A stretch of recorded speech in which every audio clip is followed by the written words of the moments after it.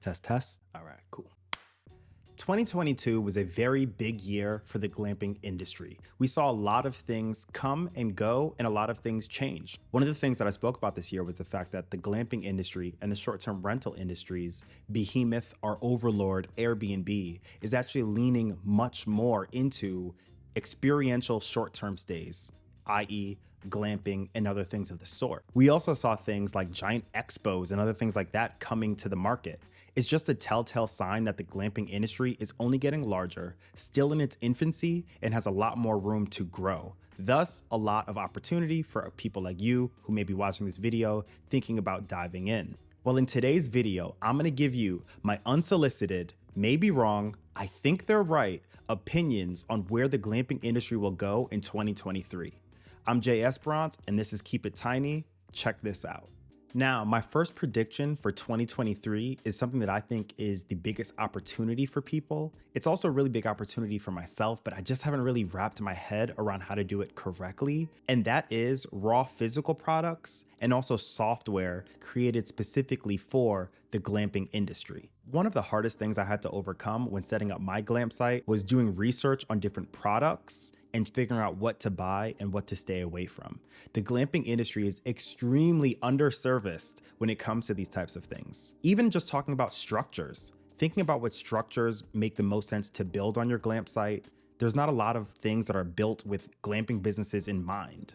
Aside from the large structures that people walk into and live in, I'm talking about other smaller things that are very difficult to find for glamping businesses.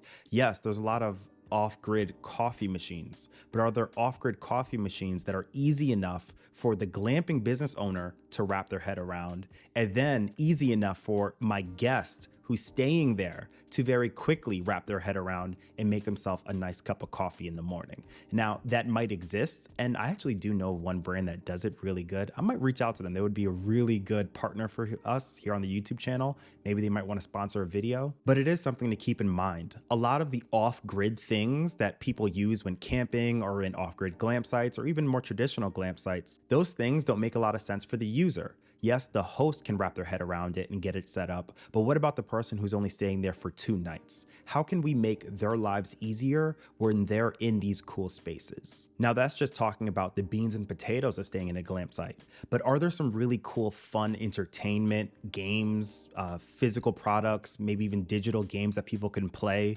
when they are on a glamp site? No one else is thinking about these type of things, and yes, I'm giving out what I think is it's really just the biggest opportunity in the entire glamping industry right now. I'm giving that away for free and at the top of the video. So unfortunately, everyone's gonna be watching this part and no one ever makes it to the end where I normally hide all the best info. But I just think it's so crazy. Like, take a step back and try to think about what could be done, especially you glamp site owners out there or people that often stay at glamping places or more unique stays. You understand what I'm talking about the most here, so just try to think, what is your opportunity in that regard? My next big theory for 2023 and the future of glamping this year is not a good one, and that is the fact that the Airbnb apocalypse, it is upon us. A lot of traditional Airbnb hosts, myself included, we have already been hit and are feeling the burnout, I would say, and also the oversaturation of the Airbnb market. A lot of our listings have much more vacancies than they normally do. Now, I have a larger theory on this, and you know what, F it, I'll say it in today's video. My largest theory on the Airbnb apocalypse is bad hosts that are looking to do this just to make a dime, they're out the door. They're gonna be gone so fast.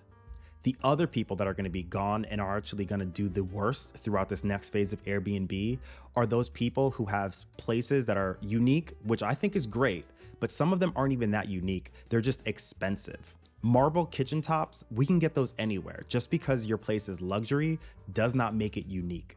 Those people who have those types of stays that cost $300, $400, $500 a night, good luck to you. I don't think things are going to work out that well. But a silver lining of this is the glamping business owners who set up a reasonable glamp site. You know, you got into it for a good price. You didn't do all the bells and whistles. Your place may be a bit more rustic or something along those lines, but you're priced accordingly. Well, when the economy starts to well, when the economy starts to tank, No, I'm bugging. But when the economy, for those people, when the economy starts to tank, their prices are reasonably set. So I don't think they're going to be hit the hardest. Also, those are the types of individuals who have thought about making sure that their expenses are as low as possible. Because at the end of the day, if you can just break even and weather the storm, I do think short-term rentals as a whole will bounce back. And I actually don't think it's going to be hit too hard. I just think we all have to weather the storm a bit. And I'm sorry, people, some of you guys are going to have to reduce now I'm just going on an Airbnb rant, but it is true. Some of you people are just going to have to reduce the price of your listings. Some of you guys are going to have to reduce how much you're asking your guests to do for you. I mean, they shouldn't have to do a ton of cleaning and then pay a cleaning fee after the fact. But for all of those people who set up their glamp sites reasonably, I actually think you guys are going to thrive. When people go on stays and destinations now, they're looking for uniqueness, they're looking to take an Instagram photo, and they're looking for something a little bit out of the norm.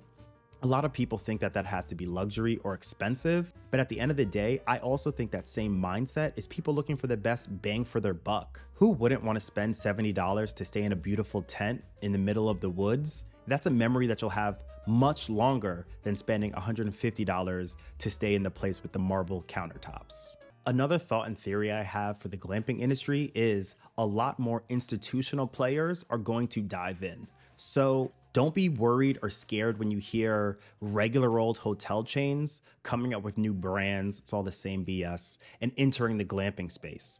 Don't think that they're gonna come and cannibalize everything, because I also predict that they're gonna struggle to find their footing. There's certain businesses, co-living, co-working, things of that nature, that are by design extremely difficult to manage and run. Those types of businesses get harder and harder with the more scale that you add onto those businesses. Glamping and the glamping industry and the glamping business is one of those things that are by design extremely difficult to get right. And if you can get it right, it's even more difficult to get it right at scale. The problem with traditional investors is all they know is scale. Please forgive me if the background changes a little bit. The sun is hitting me. I'm probably looking amazing. My skin is glowing, but it's probably gonna make some inconsistencies with how I look throughout this video. Just take the info. I'm talking some good stuff here, guys. Stay with me, stay focused. The problem with traditional investors is they only know one thing, and that's money. They wanna fatten the cow as much as possible to kill it off. So they aren't going to just dip their toes into the glamping industry. They're gonna go all out. One big example of this is something actually happening not too far away from my glamp site in Woodstock, New York. Yes, that Woodstock. Campgrounds of America has an offshoot brand called Terramore, and that's their rich people glamping business that they started. Well, Terramore just purchased a bunch of land in Woodstock, New York, and they want to build a glamp site.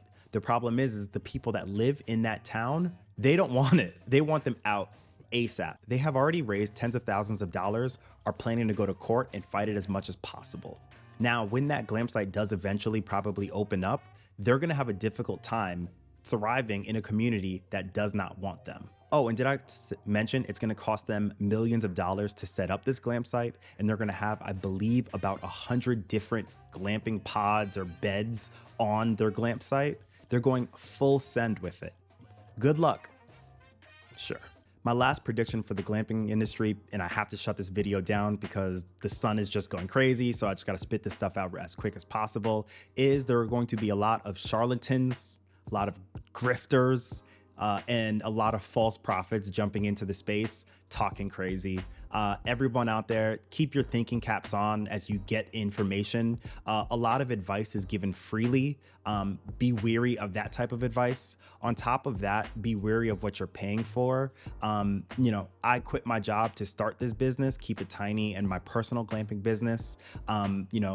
Goodwill doesn't pay the bills. So in the future, I may be launching some different products or ideas. That being said, if I ever turn into one of those shysters, feel free to leave a comment below saying, hey, j.esperance, I think you're kind of losing your way, because I do think a lot of people out there are going to start talking all this crazy nonsense. You guys know what I'm talking about, the toxic male business people that are going to tell you to take your life savings, buy land, YOLO it all. Don't do any of that stuff.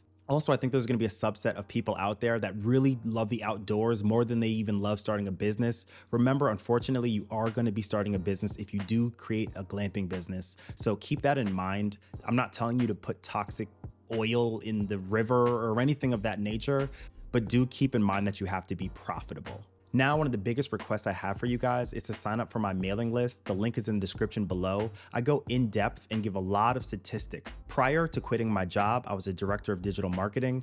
All I did was play around with numbers, look for statistical significance to allow me to make smart and wise decisions, and also to look for patterns. And that's kind of what the Keep It Tiny newsletter is focused on. Raw facts mixed with a little bit of my opinions, but I will tell you when it is my opinion, for you guys to be out there to make smart decisions and think critically. And that's to think critically about glamping, but also tiny living, tiny structures, tiny products, and all of this sort. All of the business ideas and the business metrics that are behind these types of things. Thanks for rocking with me. Thanks for checking out this video. I'm j.esperance. This is Keep It Tiny. Hope everybody has a really, really awesome 2023. I'm extremely excited for some of the things that I have in store for you guys.